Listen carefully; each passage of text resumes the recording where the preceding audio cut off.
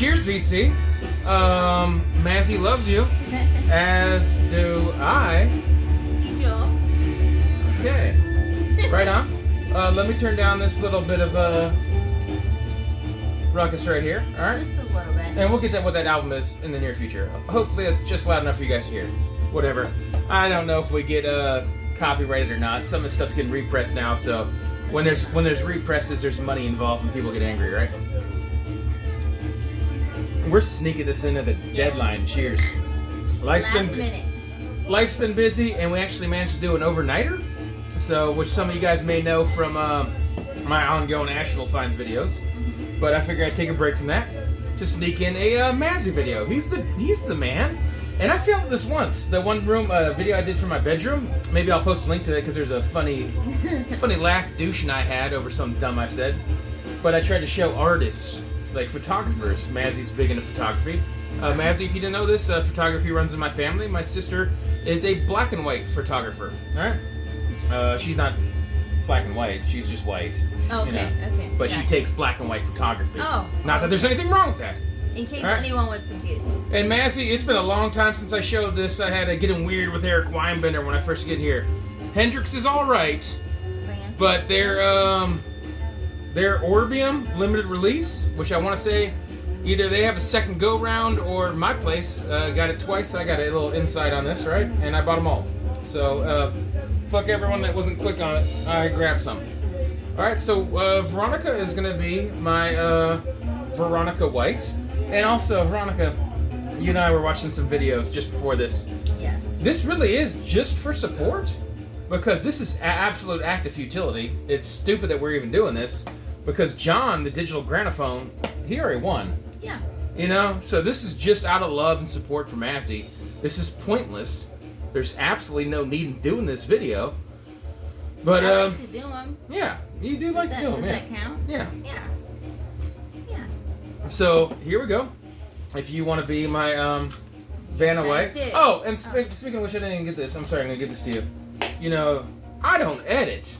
Part of the reason I think John won is because he's all beepity boop bop on his keyboard. Mouse, click, edit subtitles, which are witty and awesome.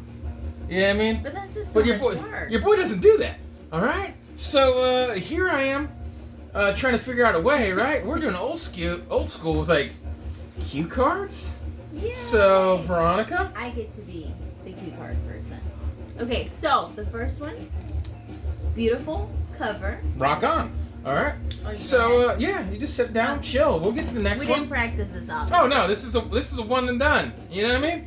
So beautiful cover, right? You know, so I figure I'd start off with something Mazzy oriented right here. Mm-hmm. So this is George Harrison.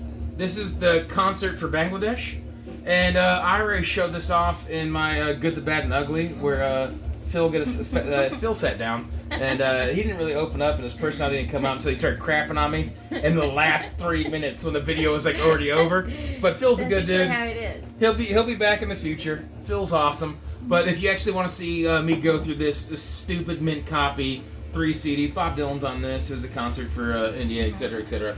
It's in there, right? And so, in the world of orange there, all right, I got this Baroness, right? Golden gray. And, you know, this is some of the most beautiful artwork you could ever see. It is. But I leave my stuff in the shrink, and I'll never open this gatefold. So it's just a mystery. I have absolutely no idea what's inside this. What kind of asshole would ever take this out of the shrink? Wow. All right. So that being said, since Mazzy is a photographer, right? Look, I get captivated by silly things, right? And then, you know, I collect bad album covers. People should know that, right? And so, it is what it is. But this Green Hornet, and pardon me, I'm just going to cover my face. Are we good? Yeah, because people would rather see you, right? So is this a clear image? Yes, it's a very. All right. So what I like about this, right? And there's some more photography in the back, in black and white, right? And what I love about this image, right? If you don't know, the Green Hornet, this is Kato and the Green Hornet, right? Was a radio serial before it became like Bruce Lee was in the old ones, and then it's remade into a terrible movie with what's his name? Seth Rogen? Seth Rogen. Is that his name? What's his name? No. I'm terrible. I like how. First of all, I know it's not Seth Rogen. I like how. That's for sure. I like how convincingly you're like, it's not Seth Rogen, but then you're like, I don't know the answer. But anyway, so what I love about this, right? This is not the Chrysler Imperial. Imagine if these bros creeped up on you by this warehouse in their. This is, if you didn't know, this is a Hornet. So this is how crafty they are. This is how crafty they are. This is a Hornet. Was this a SST Hornet? Mm-hmm. Was that a 340? Anyways, these things were deceptive little sneakers, but sleepers.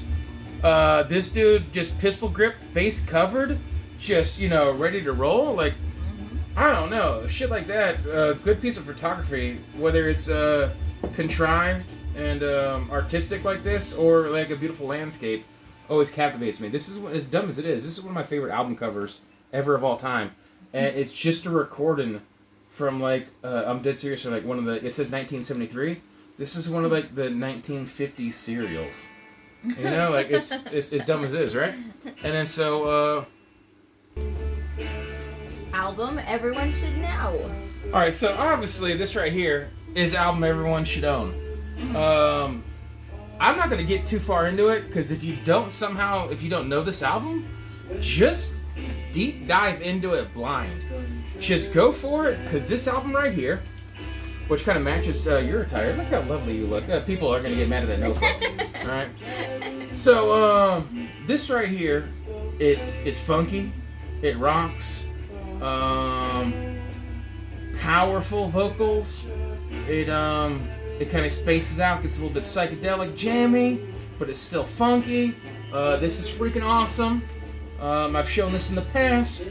And then look at me. I need to shut up because the way my memory works, I'm like, when did I show these before? And I feel like I'm giving myself shout outs. So I'm gonna refrain from this. But and the Vinyl Rundown has this on his back wall a lot. So there, I'll let me cut myself off and promote someone else who's super dope. But Baby Huey this is an awesome album. Everyone should own this, regardless of what your genre preference is or what your walk of life is. You should be able to groove to this to some extent. I promise. All right, I wasn't gonna sneak this in. I thought about putting this into a later category, and I didn't. I own damn near everything by Judas Priest ever. And if you're not going to get with Painkiller, early 90s kind of speed, hard, aggressive, or Turbo Lover, 80s cheesiness, this is post-Al Atkins. This is their second album after Rock and Rolla. I got an OG copy of this, but this plays super creepy, sorry, I heard creepy in the background music. So this plays super clean. This is still kind of blues-based. It's the invention of metal. Victim of Changes is an amazing song. Ripper is early metal. Dreamer, Deceiver is a spacey, out there voyage. There is a live version BBC that's freaking awesome. The B-side is still good, but this is one of the best A-sides ever in history. Judas Priest, even if you don't get deep into their 70s, kind of like radio friendly, what I call like bar metal, this is dope. If you don't get into the rest of the catalog, Judas Priest's first 3 or 4 records, if you're a rocker, you should get into. And if you like some other genres, it's probably going to have some crossover for you too. For the next category, of course, is the first LP in 1969. Alright, so this is what we're listening to. This is Can, or, at once upon a time they were referred to as The Can. This is not a first press, but this is a early press. That blurb right there pisses me off. Let me hold that off camera. Who the freak ever puts a price tag, especially not a peel-away price tag, on the jacket? Biggest pet peeve in record stores. I don't care what your alphabetical order is, categorizing, etc. Whether you put the cellophane flip ones, or that's my biggest pet peeve handout in record stores, right? But so this is 1969. I get into their space weird goodness, right? And if you don't know, this is clearly and definitively a ripoff of Galactus from Marvel Comics, enemy of the Fantastic Four, projected to be the next villain in the Marvel movies. And so that is their first of many. And when you get deeper into the 70s, a lot of people aren't the biggest Can fans, but I'd say Tego Mago and Future Days and their early stuff is definitely worth owning. I'm a big fan of that, and it would also go in a category I would be keen on owning their entire catalog. But that's neither here nor there. Then, of course, favorite of 1969. Okay, favorite 1969. Honest to God, I mean, I haven't watched all these. You know, I wanted to be making my video first, and then I figured I'd play it by ear. But it's freaking Led Zeppelin. I mean, I can go back to this over and over again. This was an upgrade I gave my sister, my copy my dad had, which was a beater. It used to hang on my wall as a teenager. But if you can't tell, it says the classic 1969 debut. You know, so not only would this have qualified as a debut, but it's also, this is a twofer. You know, a favorite for 69 and a debut. It's Led Zeppelin. What else do you need to know? This shit is freaking amazing. And then, of course, entire catalog. Fuck Billy Joel. Alright? So, entire catalog I would own. You know, I got Led Zeppelin in here, and Judas Priest, and Can, and some things that I would own the entire catalog for. But I figure, you know, let's do it to it. And why not start off with everyone's favorite, everyone should own the entire catalog of Neil Young. And what better way to start with Neil Young than his 80s albums? Everybody loves 1980s Neil Young. It's the best stuff ever. Alright?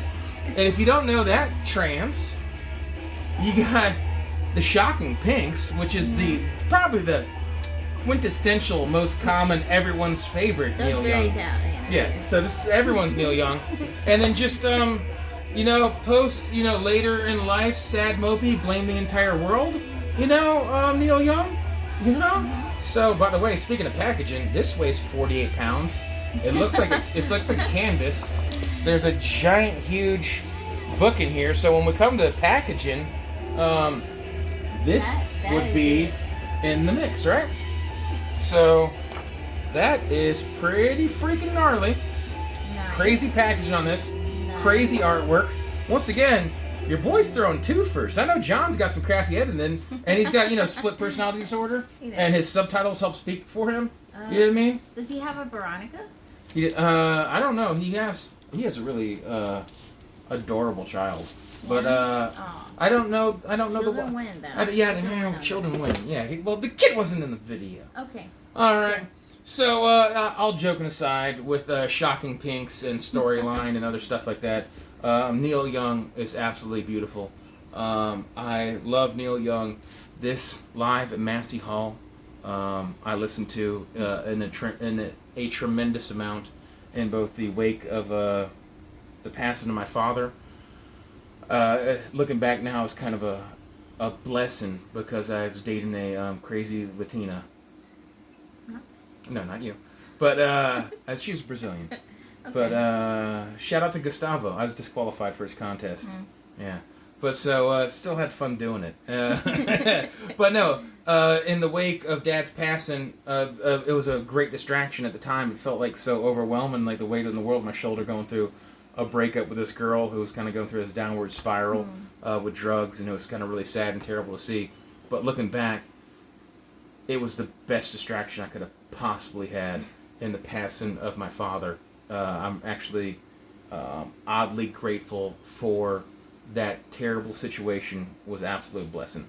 So Neil Young, CD, cassette, vinyl, otherwise, one of these days I'll totally have his entire collection. Oh, by the way, I said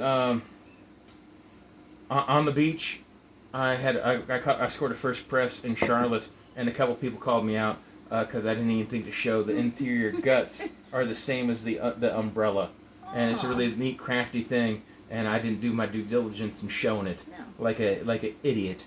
So yeah, that's that. Any hoozles, but cool beans. All right. Probably my favorite category here. Moods. Didn't say what kind of mood though. Yeah. So you're not moody. You're delectable, and you at all times are a gem to be around. And I'm lucky to have you. And the way he sipped his drink, After saying that, it proves that he's lying. What? No. He's always calling me crazy Latina. Como say no? Como say no in Espanol? No. All right. So I know one.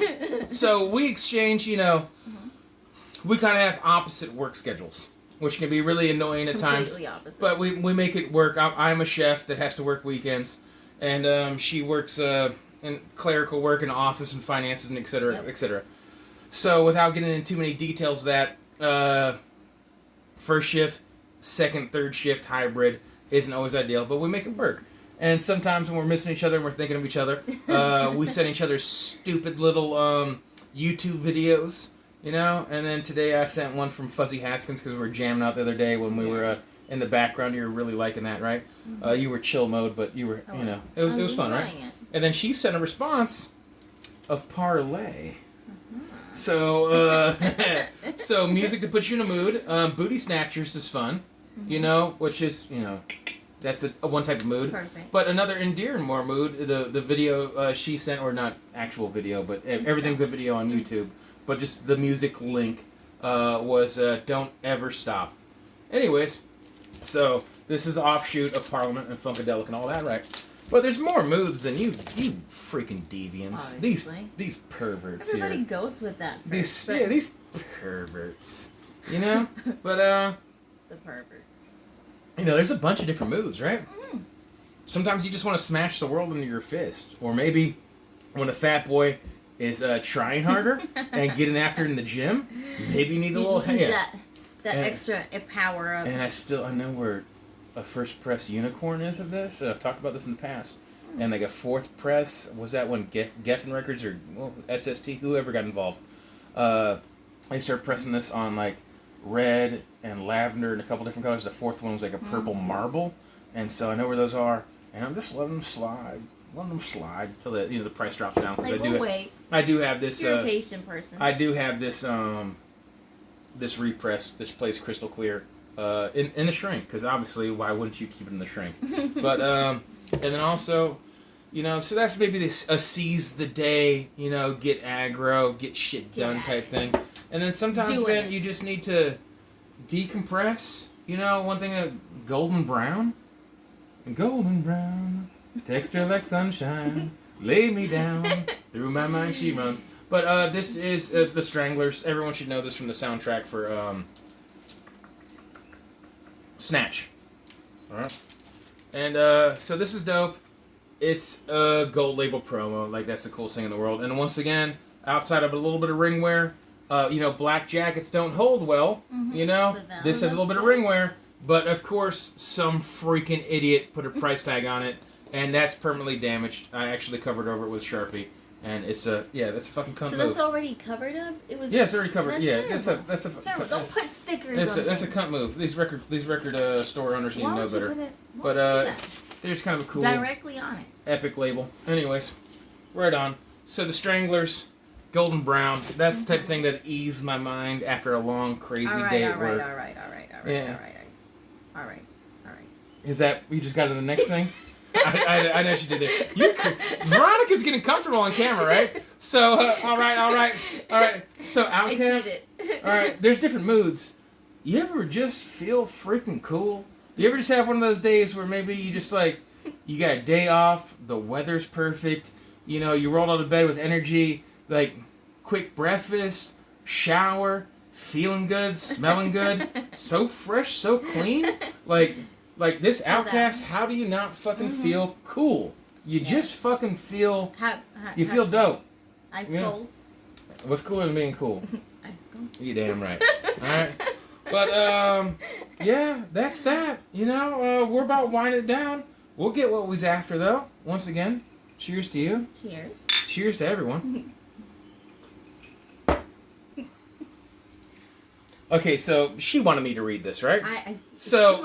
Well, it's a little hard when you're holding the camera. I'm a little bit more seasoned to this, right? So this is Mazzy's selfish need to see the same three bands that he never shuts up about. Hat or Die. All right? So Mazzy is the inventor of the Mazzy, right? Mm-hmm. And then, you know what I totally realized? I don't have a hat. No, and yeah, you didn't have a hat, and we apologize because usually Veronica wears a cute outfit for To these match the situation. these videos, but we were just hanging out.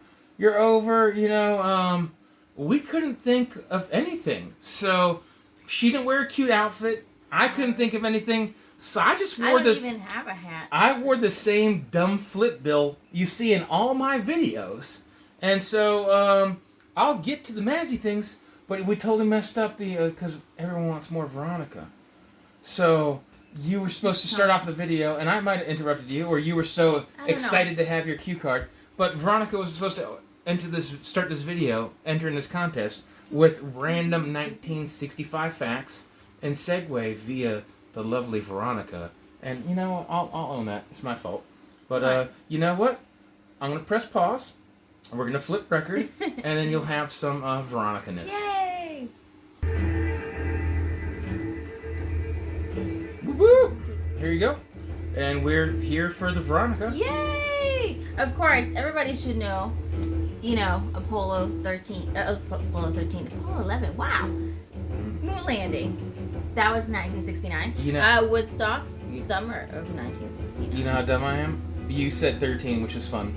But I looked at that and saw this Roman numeral, and I was like, Apollo 2? They got shit done quick. This girl doesn't know what she's talking about. Yeah. Of course, we have President Richard Nixon. Was the 37th president. And now my fun facts that I liked. Oh wait, no, this is an Eric one. New York Jets defeated the Baltimore Colts. You see, this is how I know this is his. To win their Super Bowl, their only Super Bowl ever. I did not know that. He had to tell me that. The Baltimore Colts. Yeah, they beat the Baltimore Colts. Is he making fun of me? No, I'm not. You're doing lovely. You're doing lovely. And he goes to take a sip again. You're doing lovely. You're doing great. And of course, my favorite though are Scooby-Doo and Sesame Street. Both came out in 1969. Yeah. You know that? And how about the Very Hungry Caterpillar? Was published in 1969. Yeah, it was. See, we botched this. We botched this because we were supposed to start. I like how you're like, this one's Eric's. This was Eric's. It was Eric's. He was like, you need to put this one in. This was one. See, the plan was you just wanted an excuse to be like, we're like, hey, why don't we start off with like 1969 facts? And she was like, can I mention the hungry caterpillar? And so my idea was like, okay, let's start. Let's start with something mellow. But she's like, I was like, oh, well then let's be silly and start with real facts about who the president was. Maybe the Very Hungry Caterpillar is a real fact. Most popular TV show, top album, president, things like that. Historical things, maybe number one selling car, etc. And then just blindside you with like 3 or 4 random Veronica facts. I don't know. I don't know if they know about the Godfather book. Also. I have that. There's a weird sex scene in there where a vagina is compared to overcooked noodles. Yeah.